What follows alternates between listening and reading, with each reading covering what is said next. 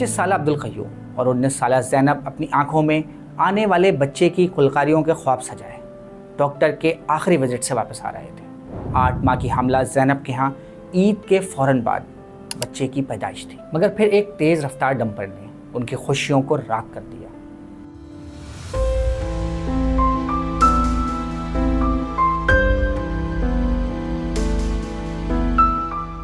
किसी ने कहा ब्रेक फेल हो गया और किसी ने इसका जिम्मेदार ड्राइवर की नींद की कमी को ठहराया, मगर एक आशियाना मनोवजनी टैंकर के नीचे बेदर्दी से कुचला गया और एक फूल बिन खिले ही मुरझा गया।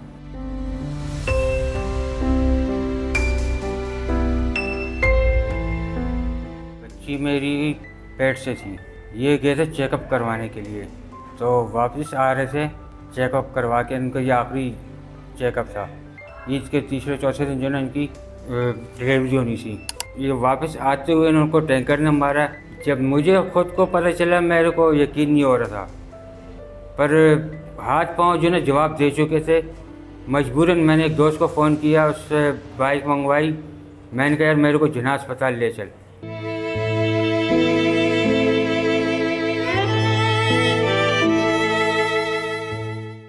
वो मेरे को जब जिन्ना ले गया, वहाँ मैंने उनकी हालत देखी तो देखी नहीं गई। लोग वीडियो में देख के जो है ना उनका दिल ख़राब हो रहा है, तो हमने तो जाके अपनी आंखों से करीब से देखा उनको, तो हमारा क्या हाल होता होगा। वो भी अपने जिगर का टुकड़ा, इकलौती बेटी थी मेरी।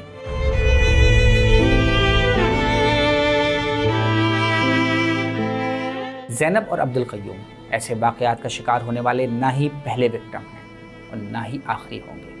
रवां साल 76 लोगों को टैंकर्स और हाईवे ट्रैफिक ने बेदर्दी से अपने टायरों के नीचे कुचला है। कराची में कुछ लोग इन वाक़यात को 1985 के बुशरा ज़ैदी वाक़े से भी जोड़ रहे हैं, जब एक 20 साल तालिबा को एक बस ड्राइवर ने अपने टायर के नीचे कुचल दिया था। और फिर इस वाक़े ने कराची की सियासत का रुख ही बदल दिया। हम जिंदा लोग हैं, हमारे बच्चे मरते हैं तो हमें तकलीफ होती है।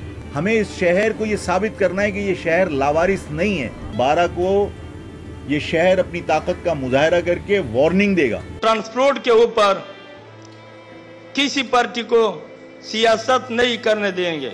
जो सियासती पार्टी वाला है, रोड भी बंद कर दूंगा 10 या 12 तारीख पे, या पूरा कराची शहर भी बंद कर दूंगा। हम भी ट्रांसपोर्टर है, इंशाल्लाह 16 तारीख पे पूरी पाकिस्तान के अंदर रोड के ऊपर एहतजाज भी देऊंगा। हालिया वाक़यात के बाद शहर में डंपर्स और वाटर टैंकर जलाने के वाक़यात भी सामने आए हैं, जिसने इन खदशात को जन्म दिया है कि कहीं ये चिंगारी पूरे शहर को ही जलाकर राख न कर दे। से ज़्यादा जो ट्रैफिक हादसा हो रहे थे आज से तकरीबन कोई 10-15 साल पहले 2008 में, 9 में, 10 में, ये उस वक्त भी बहुत हो रहे थे, बहुत तादाद में हो रहे थे। और सबसे ज़्यादा जो हो रहे थे वो वाटर टैंकर्स की टक्कर से हो रहे थे। उसमें भी यही हो रहा था, बार बार के मोटरसाइकिल वाले हिट हो रहे थे और वो लोग अपनी जानों से जा रहे थे।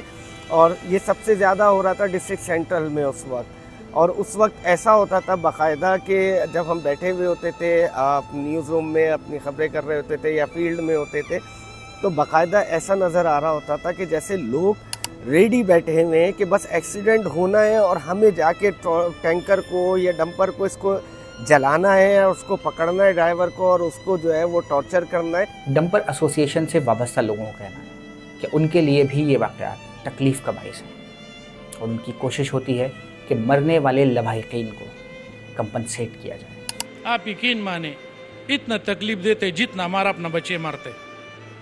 कोई भी शीरी मर जाए, खुदा की कसम मैं आपको कहता हूँ, हल्पियन कहता हूँ आपको, हमें इतना तकलीफ होते जैसा हमारे अपने बच्चों को तकलीफ होती। हम सब शीरियों के लिए बराबर गम में शरीक होते हर वक्त। जब भी एक्सीडेंट हो जाते हैं पहुँचते उस मौके पर, हमारी सेक्रेटरी हमारी टीम पूरा उधर ही पहुँचते, अस्पताल तक जाते, उसका घर बंदा एक्सपायर हो जाते तो उसके घर तक जाते, ताज़ियत के लिए हम बैठते, हम उनके लवाहिकीनों के साथ बैठते कि अगर आप जब जो अल्लाह ताला की तरफ से मुकर्रर तो वो तो हो गया।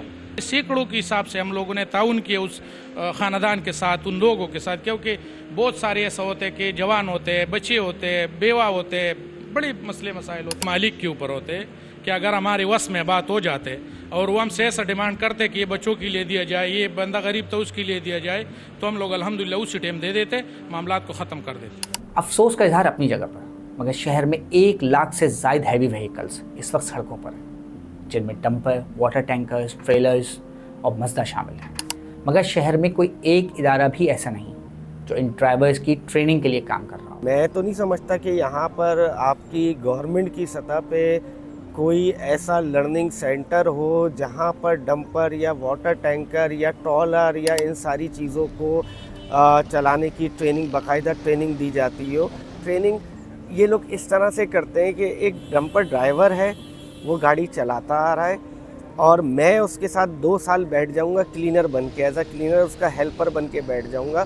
साल, 2 साल, 6 महीने मैं उसके साथ बैठूंगा। ये चाहे वाटर टैंकर हो, ट्रॉलर हो, डंपर हो या XYZ कोई सी भी जो है वो हैवी व्हीकल हो, मैक्सिमम 2 साल का अरसा होता है कि बस वो उसके साथ हेल्पर एज अ हेल्पर काम करेगा और फिर उसके बाद वो आहिस्ता आहिस्ता वो खुद ड्राइवर बन जाएगा। ये इनका क्राइटेरिया ट्रेनिंग का। मगर जहां इन हादसात के ज़िम्मेदार हैवी व्हीकल्स के नातजुर्बेकार और गैर तरबियत याफ्ता ड्राइवर्स हैं, वहीं कहीं ना कहीं इसकी ज़िम्मेदारी मोटरसाइकिल सवारों पर भी आयद होती है। जब ऐसा कोई ट्रैफिक एक्सीडेंट होता है जिसमें हैवी व्हीकल इन्वॉल्व होती है तो आमतौर पे परसेप्शन यही जाता है कि वो ज़िम्मेदार उसका जो है वो ट्रक ड्राइवर या ट्रेलर ड्राइवर या मज़दा ड्राइवर या वाटर टैंकर ड्राइवर होगा, लेकिन ऐसा ज़रूरी नहीं है कि हर दफ़ा ऐसा ही हो।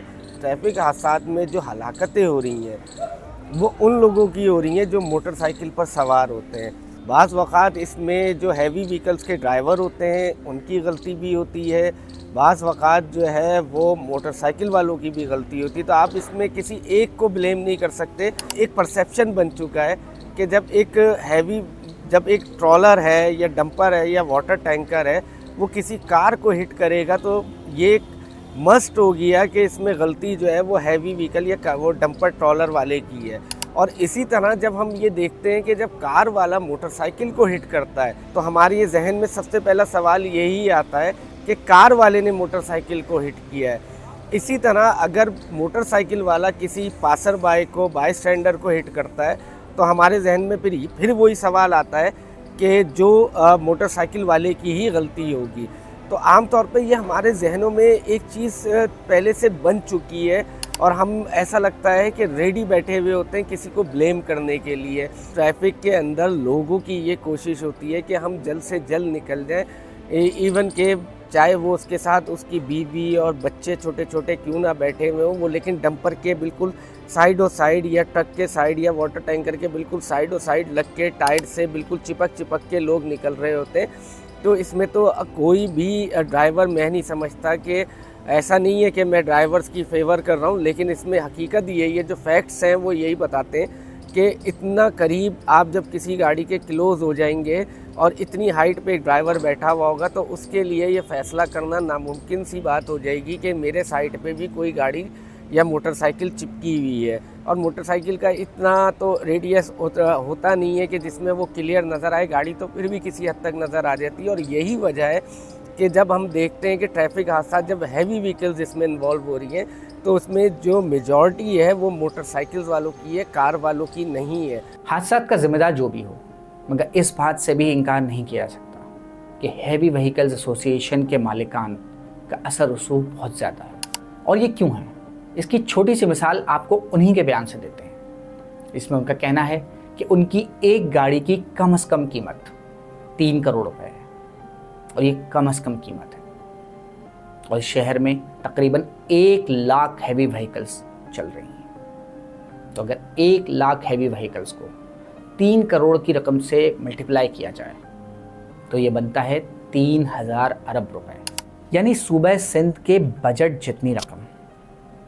अब आप खुद अंदाज़ा लगाएं कि इन लोगों पर हाथ डालना कितना मुश्किल होगा जिनके पास सिर्फ गाड़ियों की ही कीमत उतनी है जितना पूरे सूबा सिंध का बजट है। एक मिसाल तो आपके सामने है कि जब लांडी में इस तरह के वाक़यात हुए और लांडी में वाक़यात होने के बाद आपने देखा कि उसका रिएक्शन क्या आया कि एक पॉलिटिकल पार्टी के लीडर आफाक अहमद ने जो है वो आवाज़ उठाई और लोगों को जमा किया और उनके ख़िलाफ़ समझ लें एक लीगल कहें या इलीगल जो भी है वो एक एक्शन लिया गया और उसका नतीजा आपने देखा कि उनके ऊपर FIR हुई और उनको अरेस्ट कर लिया गया।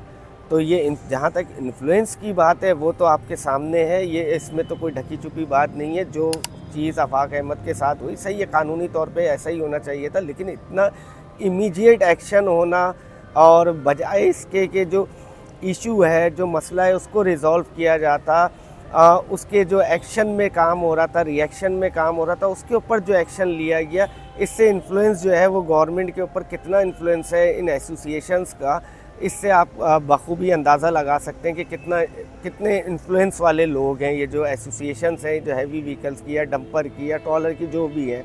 ज़ैनब और उन जैसे हादसों का शिकार लोग तो अब वापस नहीं आ सकते, मगर लवाहिकीन का कहना है कि हुकूमत अगर ज़िम्मेदारान को कड़ी से कड़ी सज़ा दे तो मुस्तक़बिल में ऐसे वाक़यात से बचा जा सकता है। हमें इंसाफ मिले, जिसने ये किया है पहले उसको जो है ना कड़ी से कड़ी सज़ा दे, फांसी पर लटका दिया जाए और फिर उसके मालिक को भी पेश किया जाए जो उनसे 24 घंटे ड्यूटी करवा रहे हैं। तो लाज़मी बात है 24 घंटे ड्यूटी करने के लिए उन्होंने जो है ना नशा करना होता है कोई ना कोई, बग़ैर नशे के तो वो जो है ना ड्यूटी नहीं पूरी करते हैं। तो उसको भी पेश किया जाए, उसको भी सज़ा मिलनी चाहिए। और उसके अलावा जो ये ट्रैफिक पुलिस हो गई जो इनको जो ना झंझनाते हुए फिर रहे हैं, कुछ भी नहीं कहते हैं, जिनको भत्ता मिल रहा है उनको भी पूछा जाए ताकि नेक्स्ट टाइम जो ना और मज़ीद लोगों की जो जाने बचे कम से कम। मज़ीद न्यूज़ अपडेट्स और डिजिटल स्टोरीज के लिए सब्सक्राइब करें डॉन न्यूज़ पाकिस्तान।